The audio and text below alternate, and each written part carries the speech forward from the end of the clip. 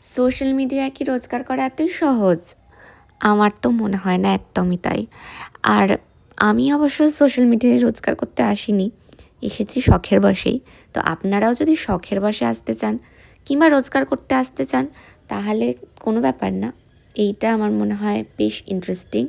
কারণ যারা অলরেডি এখানে খুব সাকসেসফুল ইউটিউব বলুন বা ফেসবুক বা ইনস্টাগ্রাম তাদেরকে কিন্তু এখানে ইন্টারভিউ নেওয়া হয়েছে।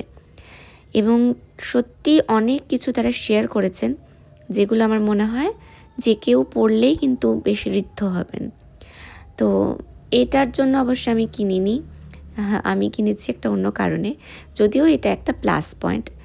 আমার যেটা ভালো লাগে এই ম্যাগাজিনটা সেটা হচ্ছে এই গল্পগুলো এবং এই কলকাতার ঘাটের কথা, যেখানে প্রত্যেকটা ম্যাগাজিনেই মানে প্রত্যেক মাসের ম্যাগাজিনে এরকমভাবে ঘাটের কথা লেখা থাকে। আর গল্পগুলোও না এখানে ভীষণ সুন্দর হয়, মানে আমি খুব রিলেট করতে পারি।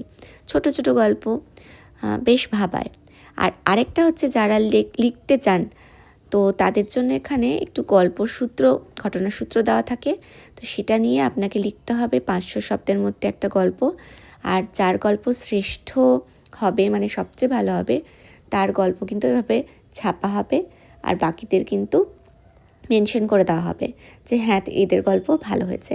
তো যারা লেখালেখি করতে চান তারা আমার মনে হয় যে এখানে গল্প পাঠাতে পারেন। তো এই ছিল বই।